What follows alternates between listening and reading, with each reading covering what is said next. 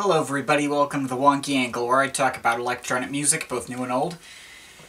And today, as a Patreon request from Arthur Dent, I'm doing the new album from Emika, Falling in Love with Sadness. Emika is a British singer and producer, formerly signed to Ninja Tune but is now independent. I'll admit I hadn't heard of her before this was sent in as a request. Or at least I didn't think I did, but I did get reminded that she made an appearance on the Black Dog's Black Daisy Wheel album earlier this year, but her opinions didn't go any further than doing some spoken word, and that was pretty much it. And Black Daisy Wheel hasn't exactly had much of any longevity past that video. Not something that would have been on my radar otherwise. Figured this should be an interesting video to make, if nothing else. So here's some quick thoughts on her discography so far.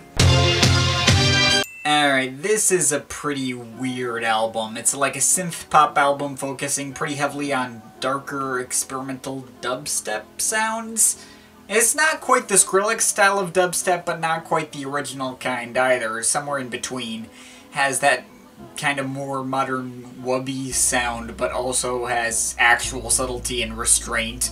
Is more claustrophobic and uncomfortable rather than blown out and mindless like other stuff from the time. It's pretty interesting. Not sure if I'm gonna come back to it much, though. Bit poppier and more melodic, this one. Some orchestral elements brought in at some points, too. Enjoyed it a fair bit more than the first one. Good stuff. Okay, a straight modern classical album, just solo piano stuff. Maybe not the best thing I've ever heard in this mode, but it's pretty nice.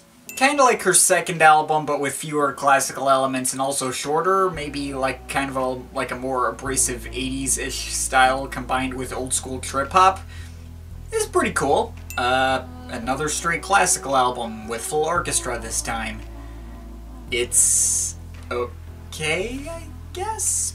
Which brings us to here. Now, I'm not gonna pretend to have Emika's music fully processed at this point, or that I have particularly well-formed opinions on her stuff, but she seems okay to me. I mean, she has a pretty unique sound and style, the combination of those rougher 80s-ish sounds. I'm told it's called Electro Clash. With her super restrained trip-hop voice is certainly not something I've really heard before. She does seem to be quite the multi-talented artist, producing all of this stuff herself on top of performing it, engineering it, etc. A lot of respect goes out for that. But, I don't feel any strong urge to come back to any of this. Okay, her second album was pretty good. If there's anything of hers I can see myself returning to, it'd be that, but honestly, your stuff isn't really resonating with me on an emotional level. It's all fine, though. If you really love it, I'll get it, and I don't know if I can emphatically say it's not my thing. It's just not really resonating with me on a deeper level for whatever reason. And that unfortunately kinda carries over into this latest album here as well, Falling in Love with Sadness. There's some cool ideas on here, for sure. The production is solid, the synth grooves are well done, and Emika herself is a pretty good singer, as she always has been, still delivering a unique sound that is her own.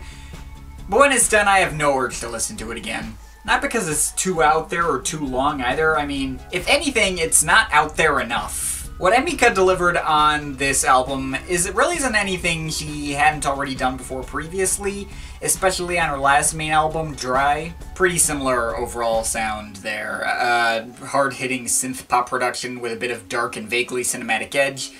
And I do think this album sounds good. The intro, Wash It All Away, provides a moody and atmospheric experience, a very nice and emotive ambient track, and from there, once Could This Be starts up, there's these really powerful bass grooves that are really engaging. And those same bass grooves combined with the gentler atmospherics keep running through this whole album really does create a harrowing sonic experience. But it's not one that keeps me engaged from front to back. The sound of this album kinda stops holding my attention after the fast-paced rushes of the track Promises.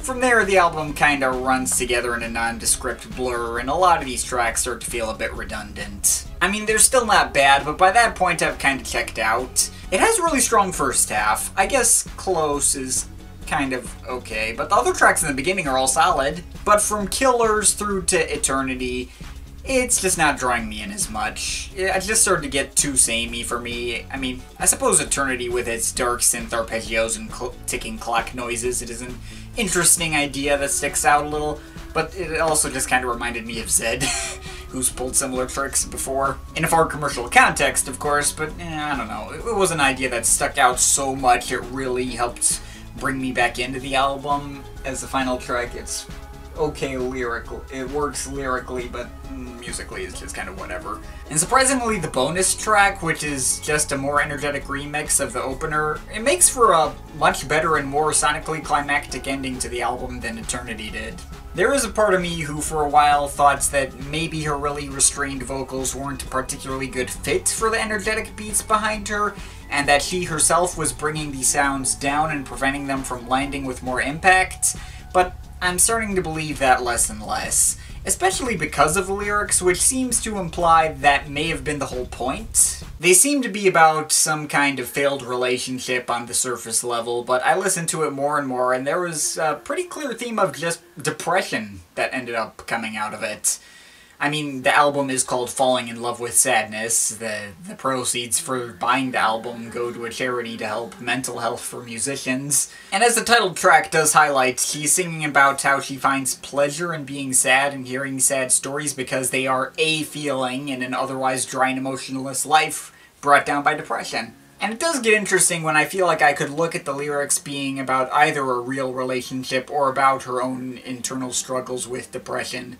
They're written vaguely enough that it could be either one. But it's not like these form, well, like a really strong and obvious arc. It's kind of a collection of tracks that are about one topic. They don't really tell a story so much. And it leaves me wondering if maybe this could have been a little stronger if you cut out some of the tracks that were on the redundant side. But yeah, I think that's about all I have to say on the topic of Falling in Love with Sadness. Basically, it's an album that I think has a lot to like about it, but I really wish I liked a lot more than I actually do. Emika comes off as a pretty creative person. There's a lot of cool and compelling ideas here.